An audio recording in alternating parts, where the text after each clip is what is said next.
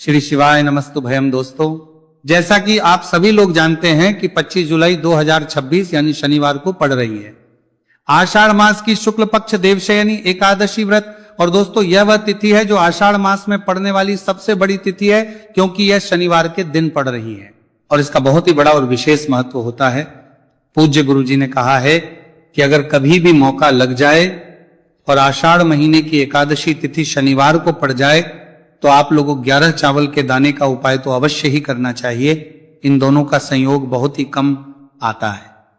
इसी के साथ में गुरुजी ने अपने शिव पुराण कथा में बताया है कि इस दिन आपको 11 चावल दाने का उपाय तो आपको अवश्य ही करना चाहिए, क्योंकि ऐसा दिन पूरे साल में सिर्फ एक ही बार आता है। और दोस्तों, आप सभी लोग जानते हो कि शनिवार एकादशी तिथि का अगर सबसे बड़ा कोई उपाय है तो वो 11 चावल के दाने वाला उपाय है। तो दोस्तों, इस शनिवार एकादशी तिथि के दिन आप लोगों को इस 11 चावल दाने वाले उपाय को जरूर करना है। बहुत सारे लोग होंगे जिन लोगों ने इस उपाय को ना किया हो, मतलब पूरा साल निकल गया, उन्होंने किसी भी दिन इस 11 चावल के दाने वाले उपाय को ना किया हो। पर दोस्तों, आपके पास एक आखिरी मौका बचा हुआ है, जो कि 25 जुलाई शनिवार एकादशी तिथि के दिन है। तो इस दिन आप लोगों को इस वाले उपाय को जरूर कर लेना है। भले ही आप पूरे महीने भर इस उपाय को ना किया हो, पर अगर आपने इस आषाढ़ महीने की एकादशी तिथि के दिन अगर इस वाले उपाय को कर लिया तो आपको इस उपाय को करने का वो फल मिलेगा जिसकी आपने कभी कल्पना भी नहीं करी होगी। इसीलिए आप लोग इस वाले उपाय को एक बार जरूर कर लेना है, ताकि आप लोगों के हाथ से ये मौका ना जा सके और आपको इस उपाय को करने का फल मिल सके। दोस्तों, ये उपाय पंडित जी ने अपनी अभी की ही श्री शिव महापुराण की कथा में बताया है जी। इस उपाय को आज हम आपको बहुत अच्छे से समझाने वाले हैं। इस वीडियो को देखने बाद इस उपाय को समझने के लिए आपको कोई और वीडियो को देखने की जरूरत नहीं पड़ेगी। तो चलिए दोस्तों, उपाय को शुरू करते हैं। देखिए, ये इस आषाढ़ महीने के शनिवार एकादशी तिथि के दिन ये इतना खास होता है, इतना महत्वपूर्ण होता है, देखा गया है। कभी कभी बड़े बड़े पूजा पाठ अनुष्ठान से जो मनोकामना पूर्ण नहीं होते, वह आषाढ़ महीने के शनिवार एकादशी तिथि के दिन एक छोटे से उपाय करने से ही आपकी मनोकामना पूर्ण हो जाती है। और बहुत सारे लोग इस उपाय को किया भी है और उनको इस उपाय को करने का फल भी जरूर मिला है। अगर आप लोग इस उपाय को करना चाहते हैं तो आप इस उपाय को पहले अच्छे से समझ लेना, सुन लेना, उसके बाद करना। आपको इस उपाय का फल जरूर मिलेगा और इस उपाय को कर लेने से आपके घर में चाहे किसी भी प्रकार की दुहक और समस्या क्यों ना चल रही हो, आपको उसका कारण भी नहीं पता है कि भाई ये समस्या किसका कारण से चल रही है, उसका भी कुछ कारण हो सकता है, जैसे पितृदोष हो सकता है या किसी भी तरह का मंगल दोष भी हो सकता है। तो इस दिन आप लोगों को ये वाला उपाय करनी है, लेना है। ये एक ऐसा उपाय है जिस उपाय को अगर किसी विशेष दिन पर किया जाए तो भाई उस विशेष दिन का जो है वो तो हमें मिलता ही मिलता है, पर हमने उस दिन पर इस उपाय को किया है तो हमें उससे भी बड़ा फल मिलता है और फल बहुत जल्दी मिलता है, क्योंकि आप इस उपाय को बहुत ही बड़े और विशेष पर कर रहे हो। तो चलिए अब उपाय के बारे में बात करते हैं, लेकिन उससे पहले आप लोगों को यह जानना आवश्यक है कि आखिर यह उपाय किस समय करना है, किसको करना है और कैसे करना है। तो चलिए हम आगे आपको वीडियो में एक एक करके बता देते हैं। लेकिन उससे पहले अगर आप लोग हमारे चैनल पर पहली बार आए हैं या फिर मेरी आवाज आज पहली बार सुन रहे हैं तो हमारे चैनल को सब्सक्राइब जरूर कर लेना और इस वीडियो को करके कमेंट बॉक्स में श्री शिवाय नमस्तु भयम ओम नमः शिवाय जरूर टाइप कर देना। तो दोस्तों, इस 11 चावल के दाने वाले उपाय को हमें इस शनिवार एकादशी तिथि के दिन कैसे करना है, किसको करना है, किस समय करना है और कहां पर करना है, ये सारे सवालों के जवाब आपको इस वीडियो में मिल जाएंगे। और जो ये वीडियो देखेगा भाई, उसको 11 चावल के दाने वाला उपाय जरूर करना चाहिए, क्योंकि इस दिन एक चावल के दाने का बहुत ही बड़ा और विशेष महत्व होता है। और जब बात आ जाए 11 चावल के दाने की तो ये सोने पर सुहागा वाली बात हो जाती है और ये एक बहुत ही बड़ा उपाय हो जाता है इस शनिवार एकादशी तिथि का। तो अब दोस्तों, इस 11 चावल के दाने वाले उपाय को आखिर करना किसको है, सबसे पहले हम लोग वो बात जान लेते हैं। तो देखो, घर की जो बड़ी माताएं बहनें होती हैं, उन माताओं बहनों में से कोई भी एक बड़ी माता बहन इस वाले उपाय कर सकती है। और दोस्तों, अगर आप चाहे तो अपने घर में से सभी सदस्यों को भी इस उपाय को करवा सकते हैं। अगर किसी व्यक्ति की खुद की कोई मनोकामना है, खुद की कोई दुख और परेशानी है जो कि वो अपने लिए ही करना चाहता है, इस वाले उपाय को तो वो खुद अपने लिए भी कर सकता है। बाकी अगर कोई घर में से ऐसा है जो कि अपने पूरे घर परिवार की सुख और शांति के लिए ये वाला उपाय करना चाहता है तो भाई वो भी कर सकता है, उसमें भी कोई दिक्कत वाली नहीं है। कहने का मतलब यह है कि इस उपाय को हर एक सदस्य भी कर सकता है और पूरे घर परिवार के सदस्य के लिए घर की बड़ी माताओं बहनों में से कोई एक माता बहन भी कर सकती है।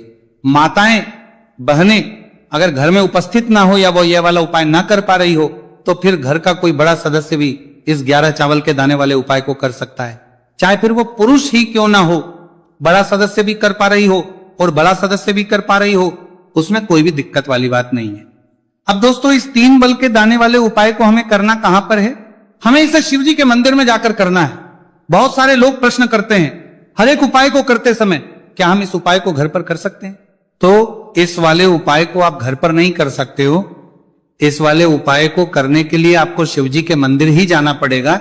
उसके बाद में दोस्तों जो अगला प्रश्न निकल कर आता है वह यह आता है, इस उपाय को लेकर के आखिर इस उपाय को हमें किस समय करना है?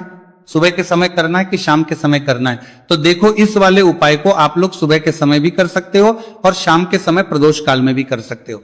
अब अगर आप पूछो कि भाई साहब सबसे उत्तम समय कौन सा रहेगा इस 31 चावल के दाने वाले उपाय को करने का, तो हम आपसे बस यही कहेंगे कि इस उपाय को आप सुबह के समय करेंगे तो ज्यादा बेहतर होगा। बाकी अगर प्रदोष काल शाम के समय भी करेंगे तो भी अच्छा होगा, उसमें कोई भी दिक्कत वाली बात नहीं है। तो अब दोस्तों अगली सबसे बड़ी और महत्वपूर्ण बात आती है, वो कर रहे हैं ये आती है कि सुबह अगर हम उपाय को करेंगे तो हमें कितने बजे से लेकर कितने बजे तक के बीच में करना है, और शाम के समय प्रदोष काल में करेंगे तो हमें कितने बजे से लेकर कितने बजे के बीच में करना है। तो देखो सुबह जितनी जल्दी हो सके आप उपाय को करने की कोशिश करना। बाकी अगर किसी कारणवश लेट भी हो जाओ थी, देर भी हो जाए तो 10 या 11 बजे तक भी आप उपाय कर लेना, पर 12 बजे से ज्यादा देरी ना हो। ठीक है, इस बात का ध्यान रखना। उसके बाद में दोस्तों अगर शाम के समय प्रदोष काल की बात करें, प्रदोष काल का जो समय है होता है वह शाम के 6 बजे से शुरू हो जाता है। मतलब शाम के 6 बजे से लेकर 7 बजे के बीच का जो समय होता है यह समय प्रदोष काल का समय होता है। पर अभी जो मौसम चल रहा है इस मौसम में जो है शाम बहुत देरी से होती है, तो आप इस उपाय को 7 या 8 बजे के बीच में भी कर सकते हो। मतलब शाम के 6 बजे से 8 बजे के बीच में आप कभी भी इस वाले उपाय को कर सकते हो, उसमें कोई भी दिक्कत वाली बात नहीं है। अब दोस्तों यहां पर इस उपाय को लेकर एक और सबसे बड़ी बात यह निकल कर आती है कि इस 11 चावल के दानों को हमें लेना कहां से होता है, और हमें इस उपाय को करने के साथ में क्या और कुछ भी सामग्री ऐसी होती है जो शिव जी के मंदिर लेकर जानी पड़ रहती है। तो देखो यहां पर हम आपको बता दें, सबसे पहले आप लोग ये जान लो कि ये जो 3 चावल के दाने वाला उपाय है, सिर्फ और सिर्फ आप उपाय की सामग्री लेकर कभी भी शिव जी के मंदिर मत जाना, क्योंकि हमें भगवान के सामने ये नहीं दर्शा है कि अगर हम भगवान शिव जी के मंदिर आए हैं तो अपने फायदे के लिए आए। तो इसलिए जो भी पूजन सामग्री है उपाय सामग्री है 11 चावल के दाने, इसके साथ में आपको पूजन सामग्री भी जरूर लेकर जाना है। देखो अगर सुबह के समय उपाय कर रहे हो तो सीधी सी बात है 1 लोटा जल तो आप लेकर जाओगे ही जाओगे। वही 1 लोटा जल अगर मिट्टी का जल हो तो बहुत अच्छा रहेगा। मिट्टी का जल कैसे बनाता है इसके लिए हमने पहले से बहुत सारी वीडियोस बना दी है आपके पास। इस दिन एक आखिरी मौका रहेगा मिट्टी का जल शिव जी पर चढ़ने का और उपाय को करने का, बहुत बड़ा आपको इस दिन फल मिलेगा। तो इसीलिए इस दिन हो सके तो भाई मिट्टी का जल चढ़ाना, तो अपने साथ में कम से कम 1 लोटा जल तो आपको लेकर जाना ही जाना है। अगर मिट्टी का जल नहीं है तो घर का जल भी आप इस्तेमाल कर सकते हो। इसके अलावा जो भी पूजन सामग्री है, देखो 11 के दाने ये अलग आपके रहेंगे और जो आपकी पूजन सामग्री रहेगी वो अलग रहेगी। पूजन सामग्री में आप जो भी चीज लेकर जाना चाहे वो लेकर जा सकते हैं, एक बेलपत्र भी लेकर जा सकते हैं, उसमें कोई भी दिक्कत वाली बात नहीं है। वहीं अगर हम बात करें शाम के समय की, तो शाम के समय शिव जी पर जल नहीं चढ़ता है, इसीलिए शाम के समय आप लोग एक दीपक तैयार कर लें जो कि गोल तीखा आटे का शुद्ध देसी गाय का घी का होगा, है ना। इस बात का आप लोगों को ध्यान रखना है और इस दीपक को आपको घर से जलाकर नहीं लेकर जाना है, भगवान शिव जी के मंदिर में जाकर ही जलाना है। इस बात का भी आप लोगों को ध्यान रखना है। अब दोस्तों यहां पर हमें इस बात को समझना है कि ये 11 चावल के दाने हमें लेना कहां से है। क्या हमें दुकान से लेकर आना है या हमें अपने घर से लेना है या कहां से लेकर आना है, और कौन से चावल लेना है, क्योंकि चावल भी बहुत प्रकार के होते हैं। तो देखो इन सभी सवालों के जवाब आप लोग एक बात में सुन लो कि भाई जो उपाय है, इस उपाय में आपको ये नहीं देखना है कि भाई कौन से चावल है कौन से चावल नहीं है। बस जो भी चावल ले रहे हो वो चावल का दाना सबूत होना चाहिए, मतलब साबुत होना चाहिए, टूटा हुआ नहीं होना चाहिए, कटा पीटा नहीं होना चाहिए। ये बात आपको ध्यान रखना है। बाकी आपका चावल बासमती हो या सादा चावल हो या कोई सा भी चावल हो, उसमें कोई भी दिक्कत वाली बात नहीं है। तो सीधी सी बात है कि आपके घर के रसोई घर में जहां पर आप बनाते हो वहां पर जो भी चावल आपके उपस्थित हो, उन चावलों में से अपनी एक कटोरी भर लेना या एक मुट्ठी चावल अलग से निकाल कर रख लेना, क्योंकि हम 11 चावल ही यहां पर इस उपाय में लेने वाले हैं। तो हमें ये चावल के दाने गिनकर निकालने पड़ेंगे, इस बात का आप लोगों को ध्यान रखना है।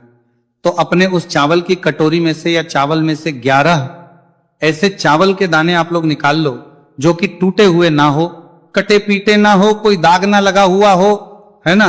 अच्छे साबुत चावल के दाने 31 दाने आप लोग निकाल कर रख लो और इन्हें किसी भी एक कागज की पड़िया में या किसी एक छोटी सी कटोरी में आप लोग रख लो, ताकि यह सुरक्षित रहे, आपके एक भी चावल का दाना इधर उधर ना हो और आपका उपाय भी पूरा अच्छे से हो जाए। तो भाई जैसे ही आपका उपाय की जो सामग्री है 11 चावल के दाने ये तैयार हो जाते हैं, उसके बाद में आपको जो भी अपनी पूजन सामग्री है, सुबह समय कर रहे हो तो 1 लोटा जल और एक बेलपत्र या पूजन सामग्री जो लेकर जाना चाहो उसकी भी तैयारी कर लेना। और शाम के समय जा रहे हो तो भाई अपना जो दीपक है उसे तैयार कर लेना, ठीक है। और उपाय को करते समय शुद्धता का विशेष रूप से ध्यान रखना, ठीक है। सुबह सुबह स्नान करने के बाद ही उपाय को करने की आप लोग तैयारी करना। उसके बाद अगर शाम के समय की बात करें तो शाम के समय आपको स्नान करने की जरूरत नहीं है, पर शुद्धता ध्यान रखना है। आपको स्नान तो नहीं करेंगे, आप हाथ मुंह धोकर भी इस वाले उपाय को शाम के समय प्रदोष काल में कर सकते हैं, इसमें कोई दिक्कत वाली बात नहीं।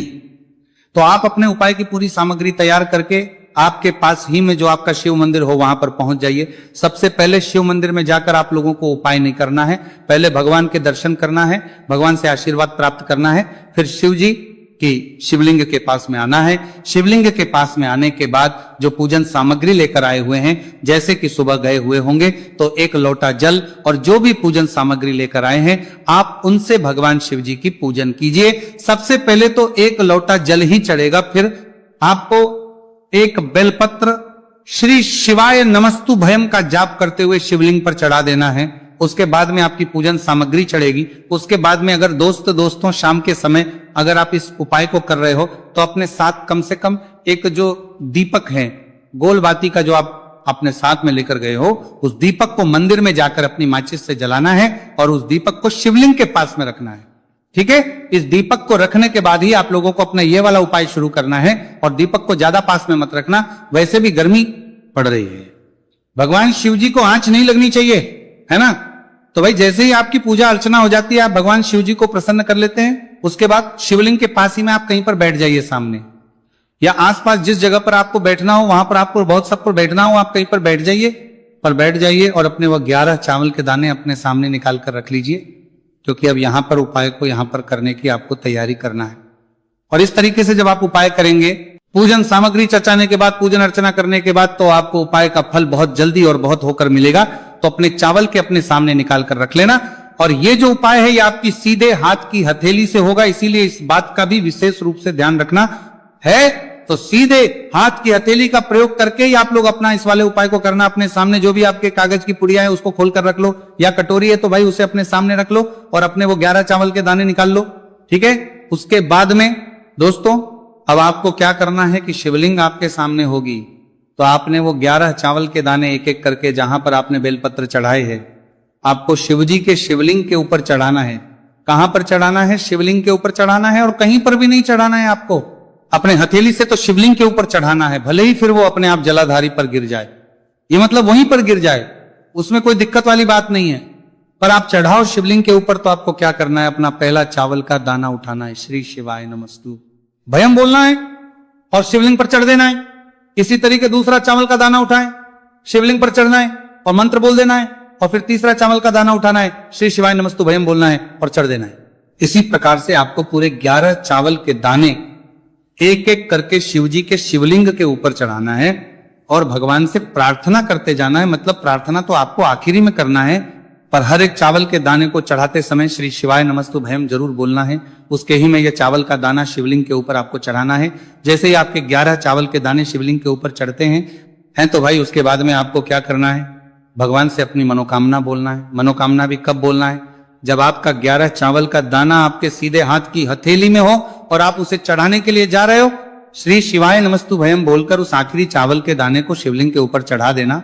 भगवान से फिर अपनी वो मनोकामना बोल देना, जिस मनोकामना के लिए आप लोग अपना ये वाला उपाय कर रहे हो, जिस भी दुख और परेशानी के लिए आप लोग अपना ये वाला उपाय कर रहे हो, उसके बाद में जैसे ही आप अपनी मनोकामना बोल देते हो, आपका ये वाला उपाय पूरा हो जाता है। पर दोस्तों, उपाय को करने के बाद आप लोगों को 2 मिनट भगवान शिव जी के मंत्र